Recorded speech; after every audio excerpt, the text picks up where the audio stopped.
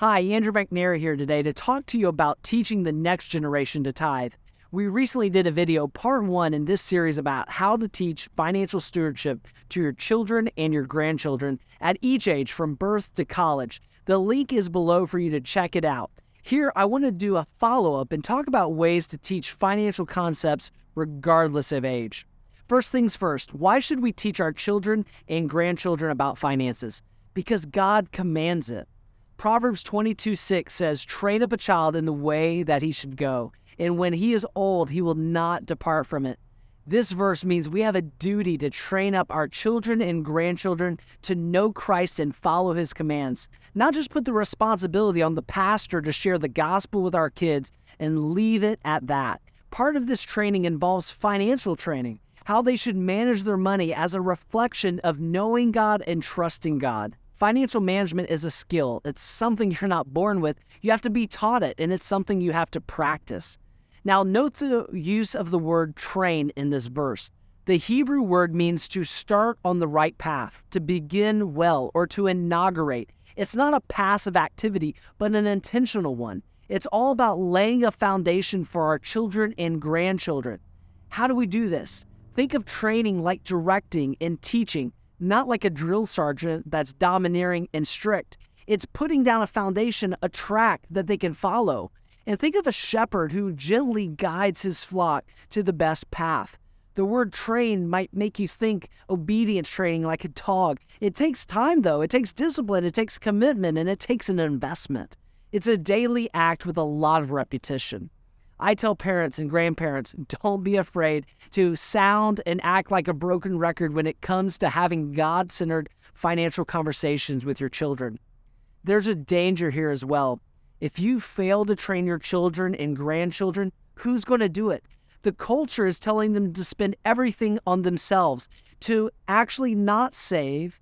Don't delay gratification. Spend it on your immediate gratification now.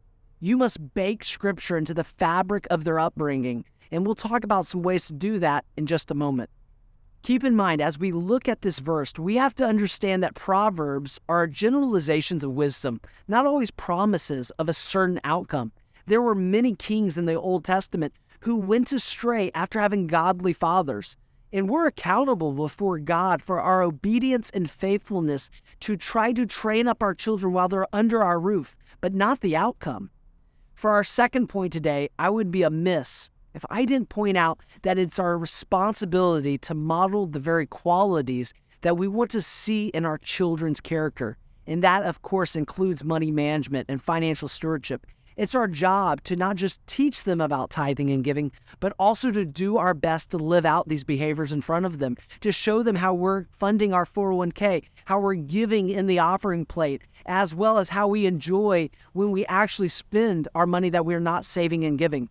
That starts with leading them by example and modeling through generosity. And you might have heard this saying, "Do as I say, but not as I do." That doesn't go far when it comes to kids. They'll follow your example way before they'll follow your instruction. But this is sometimes the opposite of what you might think. Don't use yourself as the example all the time. You aren't the hero of the story. Gratitude that overflows from your salvation is the hero of the story. My life was this, but Jesus. The focus should be God's generosity towards us. You aren't perfect. Your children must understand that by grace alone, you can become generous and obedient with your resources. And part of modeling a good example is just being honest. Tell them your faults and your financial mistakes and blunders and how you weren't always as giving as possibly you were, that maybe you just started tithing in your faith, but be consistent. Kids are inconsistency inspectors. Therefore, if you preach frugalness, yet make rash decisions, explain your reasoning to them. Make sure they understand when it's appropriate to splurge and why.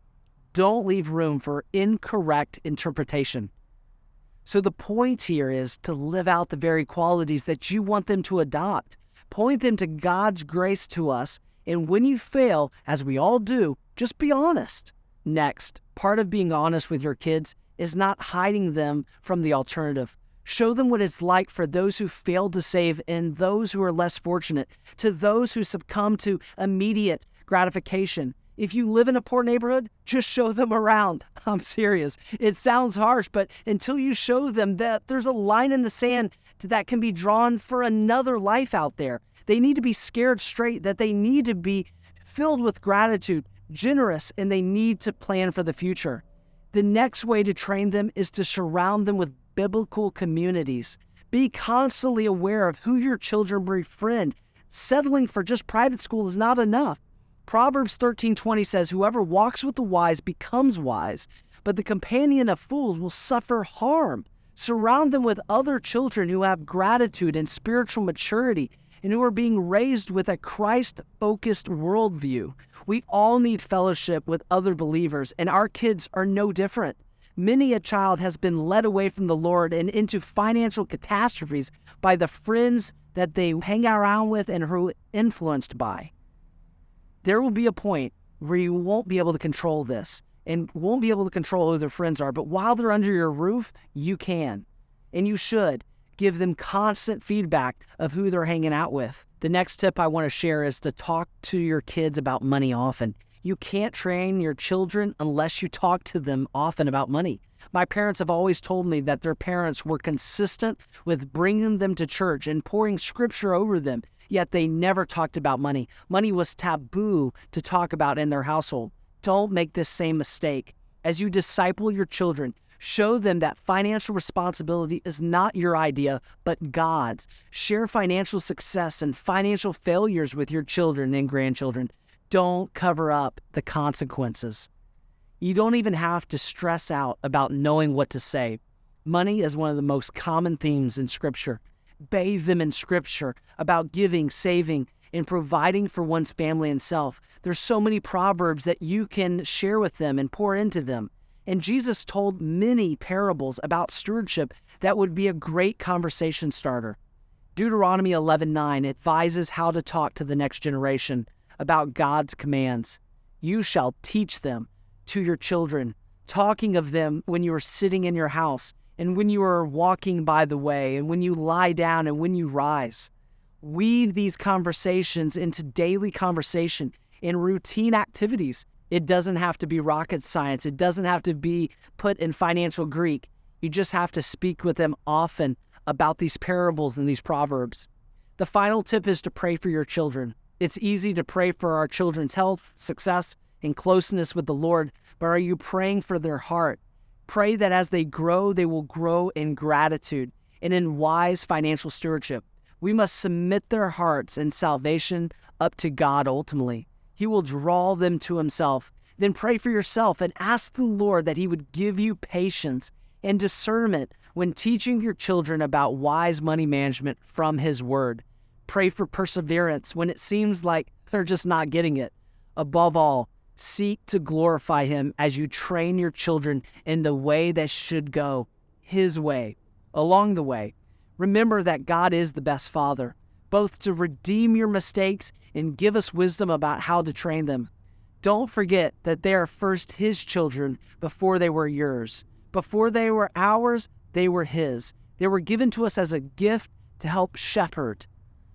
If you want to learn more about my story, from greedy to generous, all you have to do is pick up my book, The Giving Crisis. You can use my life as what not to do. And you can find out ways to give sacrificially by picking up The Giving Crisis by clicking the link below.